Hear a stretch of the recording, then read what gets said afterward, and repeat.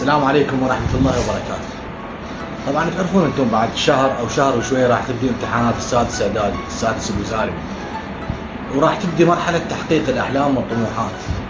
هاي المرحلة اللي انتظرتها انت لاكثر من 12 سنة، مو بس انت منتظرها، لا، امك، ابوك، اخوانك، اصدقائك، الناس اللي يحبونك، اللي يريدون مصلحتك، منتظرين هذه المرحلة.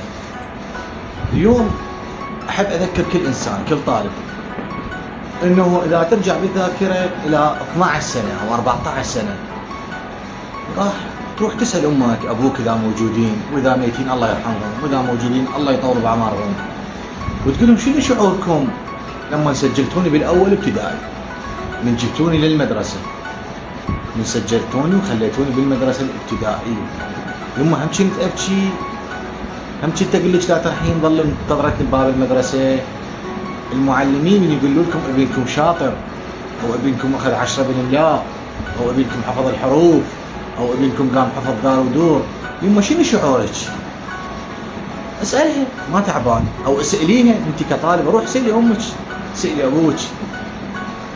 شوفوا حجم الفرحه، وشوفوا تعابير الوجه، وشوفوا حجم الكلام، وشوفوا شلون كانوا فرحانين بيكم لما يقولوا لهم ابنكم كتب الواحد عدل، او حفظ دار ودور، او طلع بالاصطفاف قرا نشيد، او حفظ سورة الفاتحة، او كتب بسم الله الرحمن الرحيم، او حفظ جدول الضرب.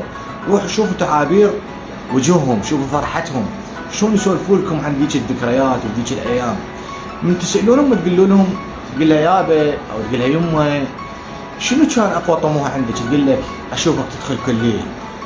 اليوم انت ايام فصلك عن الكليه، اليوم انت قادر ان تحقق فرحه امك، فرحه ابوك، فرحه اصدقائك، فرحه اهلك. اليوم انت او انتي يعني ان شاء الله ماشيين صح، ولكن كملوا المسيره وفرحوا اهلكم.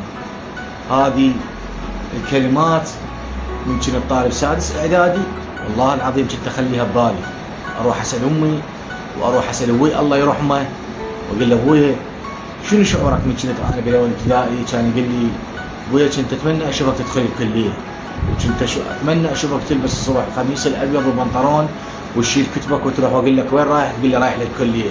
ما يعرف شنو الكليه او الجامعه، ولكن هذا هو الطموح عنده. فاليوم انتم ممكن تحققون احلام هي احلام امك او ابوك رادوا يحققوها سابقا بالماضي وما قدروا يحققوها. فاليوم انت الطريق لتحقيق حلم امك او حلم ابوك او حلم اهلك. اليوم انت ممكن تفرح بيك امك، يفرح بيك اخوك، او انت هم يفرح بيك، تفرح بيك امك، ابوك، اخوانك، اعمامك، اصدقائك، الناس اللي يحبوك. دائما اركز على الناس اللي يحبوك. اما الناس اللي شايلين حقد، اللي يكرهونك، اللي يروجون من عندك، ذولا انطيهم ديليت من حياتك، احذفهم، مالك شغل بيهم.